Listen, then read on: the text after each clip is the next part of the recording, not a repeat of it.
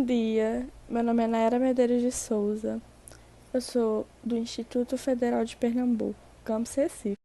Bom dia, meu nome é Nayara Medeiros de Souza, eu sou do Instituto Federal de Pernambuco, campus Recife.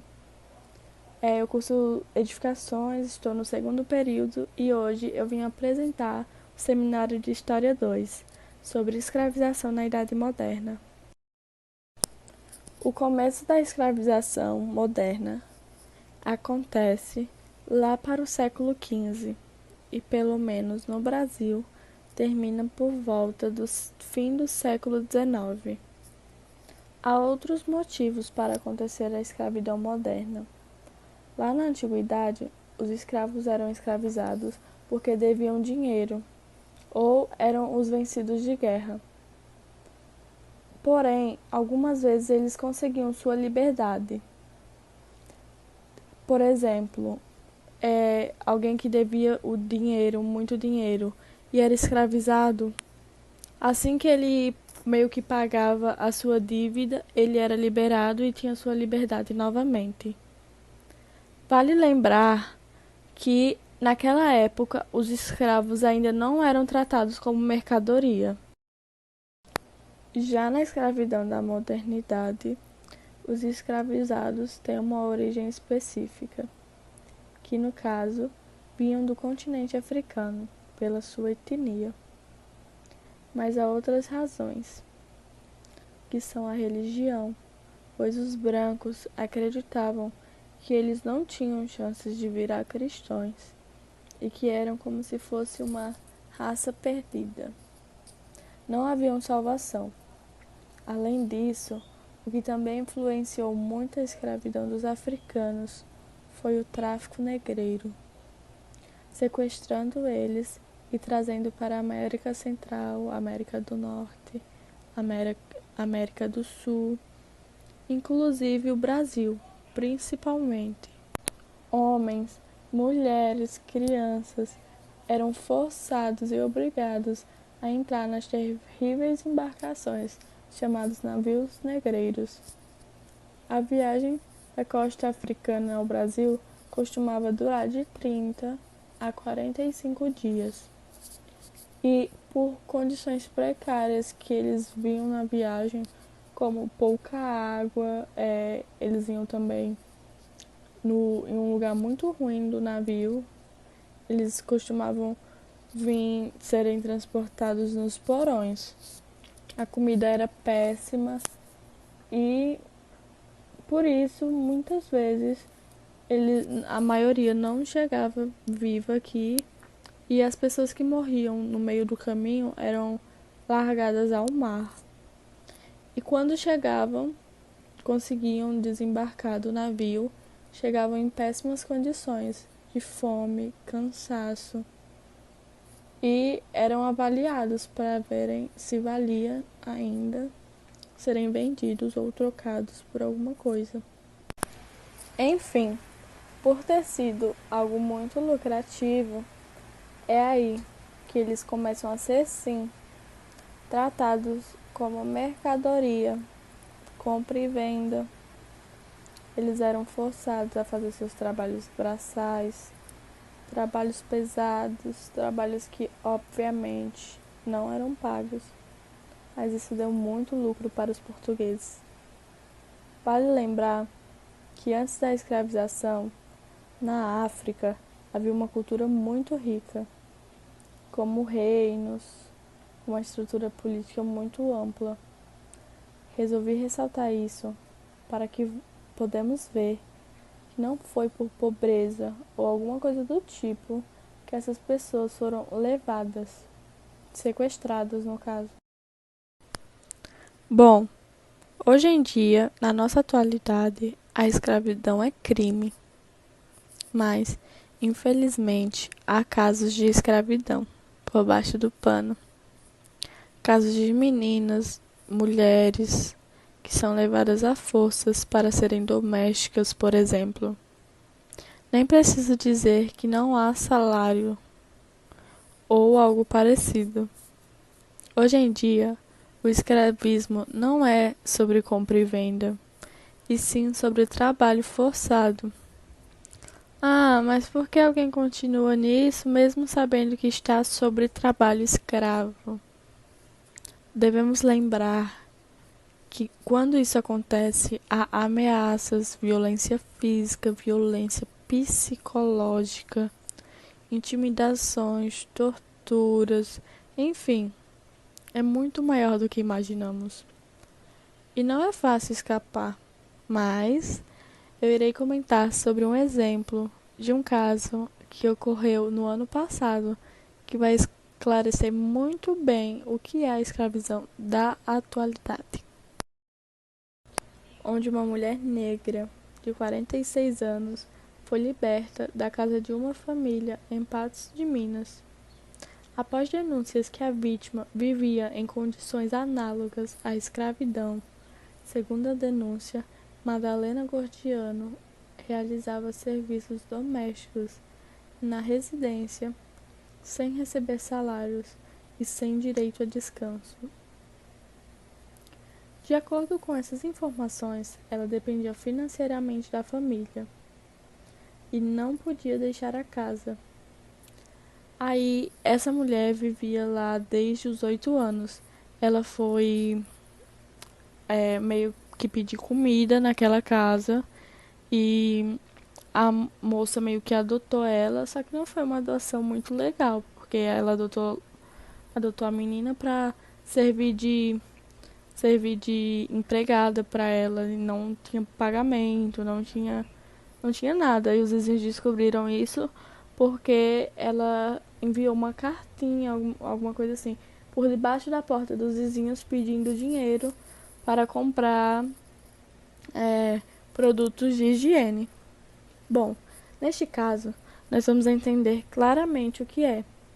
Sendo assim, podemos ver que hoje os escravizados não andam amarrados, não são chicoteados, mas isso não faz uma época ser menos pior que a outra. São diferentes, mas não podemos deixar parecer normal. Muitas vezes acontece de um empregador contratar alguém que merece receber XX salários e na verdade recebe X. O empregador pode pagar mais, sabe que deve pagar mais, mas ele vê que a pessoa aceita e precisa muito daquele dinheiro que está disposto a pagar tão pouco por um trabalho tão pesado. Isso acontece muito em trabalhos agrícolas, por exemplo.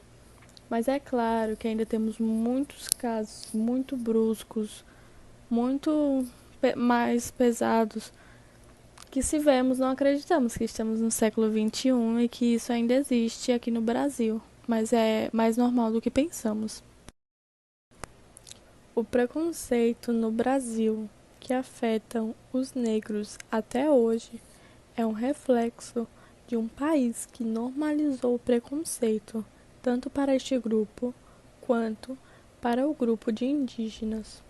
Não podemos esquecer que a escravidão também afetou os indígenas. Os indígenas foram os primeiros grupos a serem escravizados no Brasil, isto porque era uma mão de obra mais acessível, porém era um pouco mais complicado, pois os indígenas não estavam acostumados com o trabalho contínuo, e isso dificultou um pouco para os brancos. Irei falar agora da colonização no Brasil. Ao chegarem em nossas terras, os portugueses se depararam com os índios que aqui viviam, e houve o questionamento: qual seria o destino daquele povo? Seriam catequizados ou subjugados? Seriam um meio de trabalho escravo ou tratados como iguais? Como sabemos, os índios não tinham grandes riquezas, metais preciosos que faziam, ou então fazia rotas para lucros. Eles não faziam isso. Mas eles tinham um pau-brasil. E depois de um tempo, essa madeira começou a ser transportada para caravelas, por caravelas, né? Portuguesas e francesas. Os índios eram vistos como pessoas que não conheciam o pecado e que por um tempo os portugueses achavam que tinham encontrado o paraíso, por ser um lugar tão bonito, e que as pessoas não tinham vergonha de andar nuas, o que era uma coisa muito chocante para os portugueses, e isso eles associaram com Adão e Eva. É, Foi por isso que achavam que eles tinham chance sim de ser catequizados, já que não tinham conhecimento sobre o pecado, Deus ou então a fé cristã. Mas, com a ambição pelo pau-brasil, e por ser algo de muito trabalho duro, Brasil, e por ser algo de muito trabalho duro, pois o pau-brasil era transformado em tinta. E isso precisava de muito esforço físico para ser transformado. Foi aí que começaram a escravizar os índios para o trabalho escravo. E por volta do século XVI, o Brasil foi dominado pela escravidão. E logo o tráfico negreiro, o Brasil foi um ponto que chegou a vir 5,5 milhões de embarcados para cá, para serem vendidos como mercadoria. Em 22 de janeiro de 1532, na intenção de obter lucros do povoamento, Martim Afonso fundou a primeira vila do Brasil, São Vicente, e alguns outros povoados.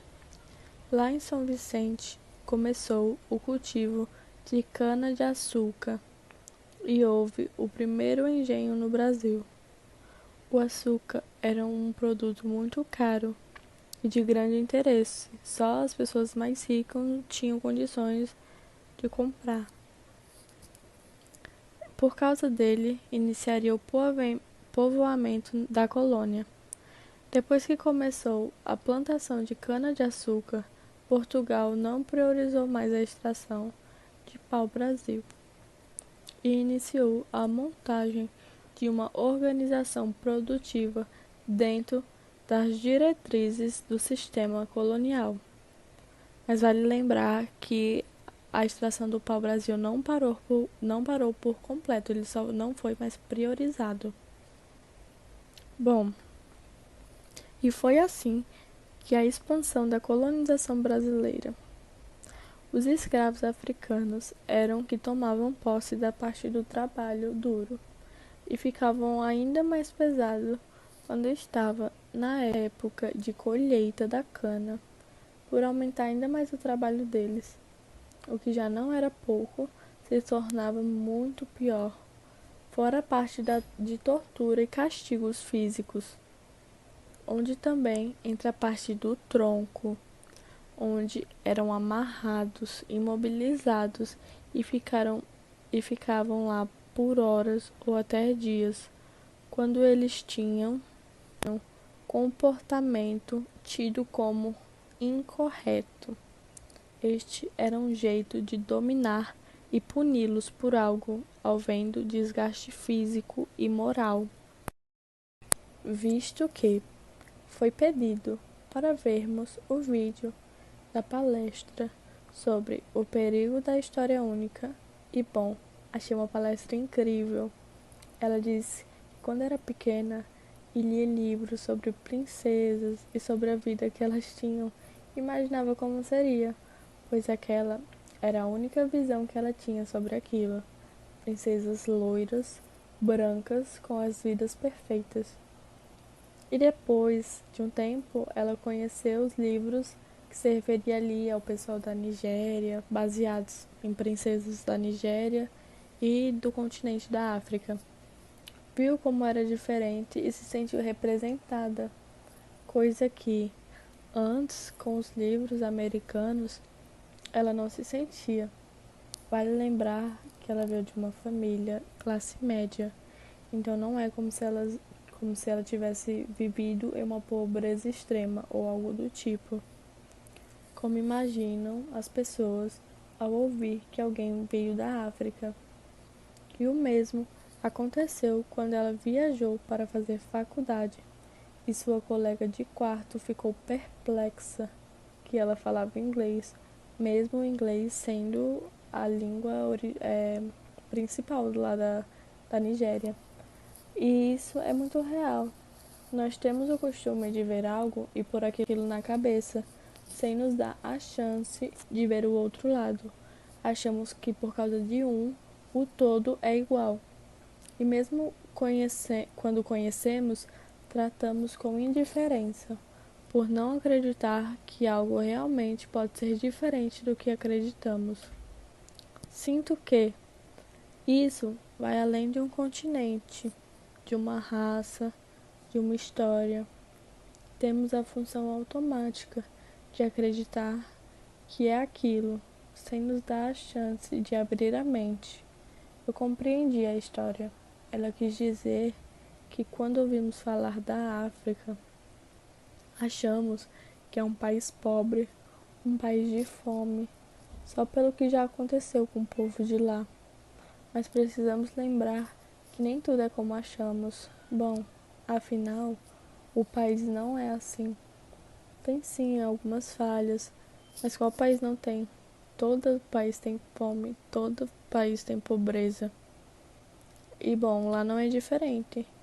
Fora isso, sabemos que hoje em dia e sempre lá na África, teve sempre uma cultura linda e muito valorizada. Vou encerrar por aqui o seminário sobre escravização na Idade Moderna.